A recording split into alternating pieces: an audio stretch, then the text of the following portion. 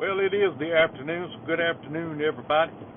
These may or may not be the incoherent ramblings of a madman, not to be considered for education, but for entertainment only, for entertainment purposes. So I got a question today. Talked a little bit about it incoherently yesterday. The question is, who are you? I want you to think about that. Who exactly are you?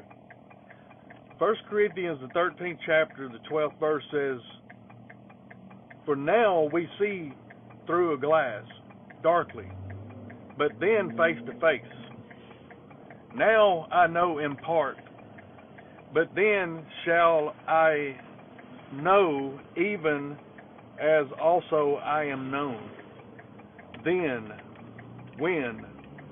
when we are face to face with Him, our Creator, our God, then we shall really realize who we are.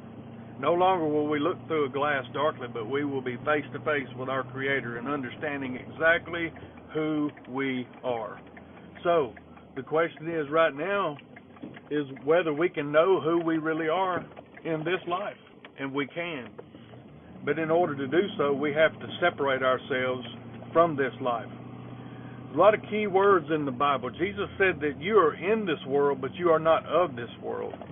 And I kid around a lot whenever people ask me where I'm from online, and I tell them, I said, well, do you want to know where the real me is from, or do you want to know where this guy you're looking at is from? Because this guy you're looking at is from West Tennessee.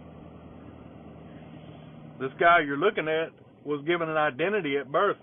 He was given the identity of Charles Randolph Kendrick Jr., son of Linda Reese Page and Charles Randolph Kendrick,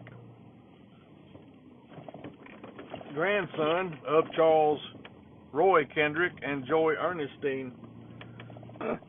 So see, I was assigned an identity at birth, but that was an earthly assignment. That is not who I really am. That is just this person you see before you.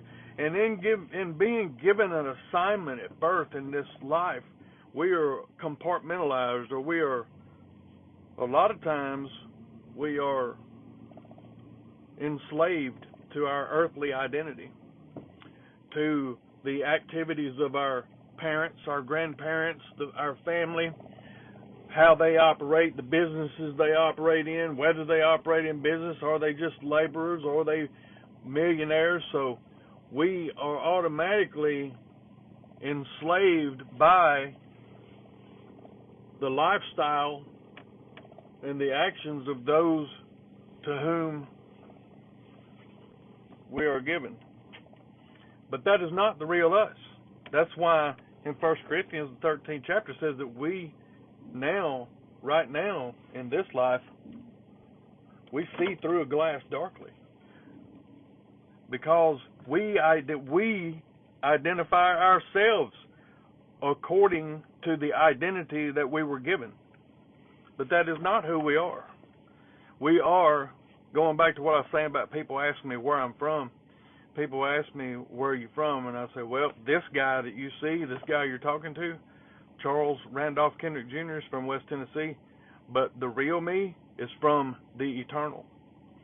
I originated with the Creator, in the Creator. This frees us up from being compartmentalized and enslaved by this world. Again, Jesus said that you are in this world, but you are not of this world. In order for us to remain free, we've got to be able to operate within this system and utilize this system, but also understand that we don't exist within this system.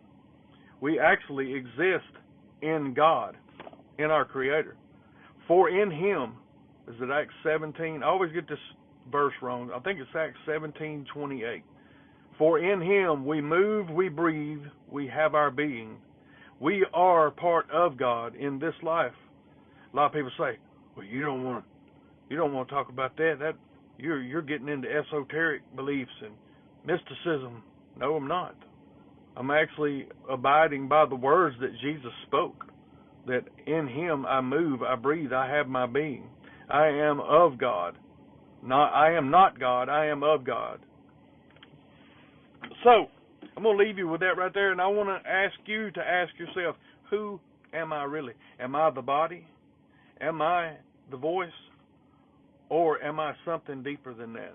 And you are something deeper than that. You are not your earthly assignment. You are your eternal assignment. And that's where we should be reaching for. We should be reaching out to,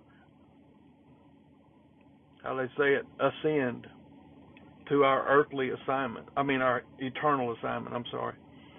We should aspire to understand who we are in God's eyes and in God, in our Creator. So, ask yourself that question today. Who am I really? And follow that person that longs, that just like Paul said, that after the inward man, I desire the things of God. Your inward man. Don't say a word. Close your mouth and just think inside your mind. Think your name. Say your name without saying a word. Who is that says that? Where does that come from? You are not of this world. You are only in this world. I'm going to end that for right now. I got to eat a little lunch with somebody, and I'll be back a little bit later to talk more on this subject. I love y'all, and I mean it.